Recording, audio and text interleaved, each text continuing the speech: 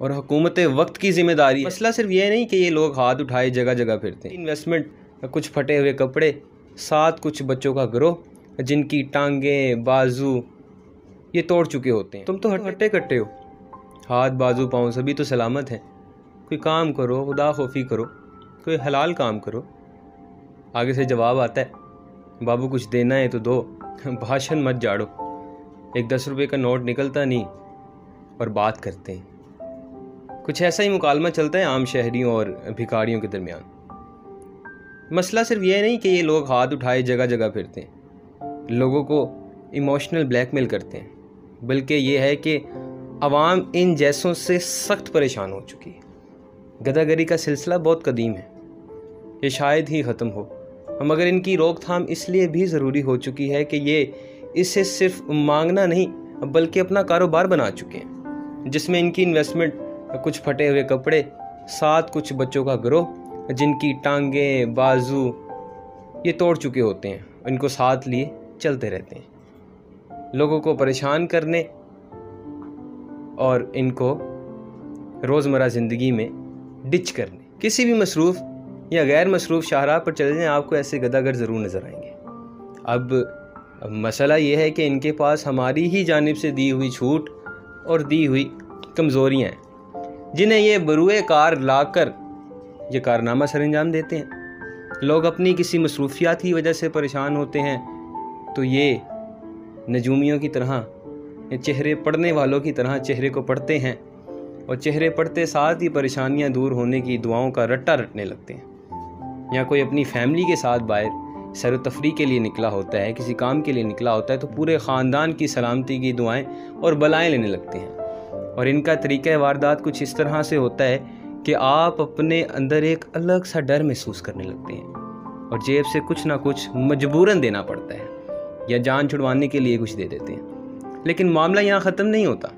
اگر آپ انہیں کچھ نہ دیں تو آپ کو پریشان کرنے لگتے ہیں، آپ کی گاڑی پر ہاتھ ماریں گے، آپ کو تنگ کریں گے، آپ کو ذہنی طور پر تناؤ محسوس ہونے لگے گا۔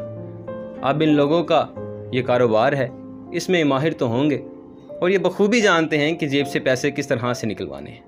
اب کچھ لوگ یہ سوچ رہے ہوں گے کہ بیچارے غریب ہیں، ان کو ایسے نہیں کہنا چاہیے، انہیں اللہ کے ہی بندے سمجھو، خدا سے ڈرو، آپ سب نے مرنا ہے۔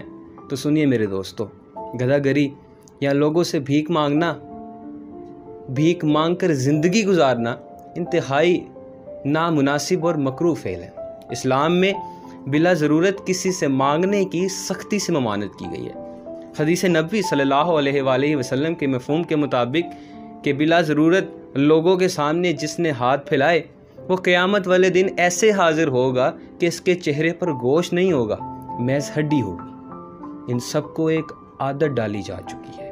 ہم اگر اس جانب کا بھی رخ کریں کہ اپنی اپنی استطاعت کے مطابق انہیں نوکریاں فراہم کر دی جائیں، تو میرے دوستو یاد رکھیے کہ مفت کی روٹی توڑنے والا کیوں کر چند روپوں کے لیے محنت کرے گا۔ اور ان جیسوں کے آپ سب یہ جانتے ہیں کہ ان جیسوں کے اندر خاتے غیر مناسب تعلقات مضبوط ہوتے ہیں، جیسے کہ نشاور منشیات کا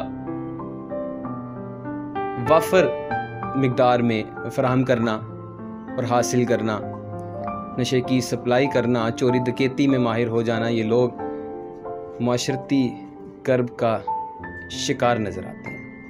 انہیں اگر نہ روکا گیا تو یہ آج اگر 10 ہیں تو کل کو یہ 10 لاکھ ہو سکتے ہیں۔ ہر شاہراہ پر بھکاریوں کی لائنیں لگی ہوں گی۔ یہ ان لوگوں کو اپنی طرف مائل کرتے ہیں جو بے شک کم کماتے ہیں مگر محنت و حلال کی کھاتے ہیں۔ دوستو، گدھا گری جیسی لعنت کو ختم کرنے کے لیے ضروری ہے کہ غیر مستحق لوگوں کو بھیک دینا بالکل روک دیں۔ یہ قوم کے اوپر بہت بڑا احسان ہوگا۔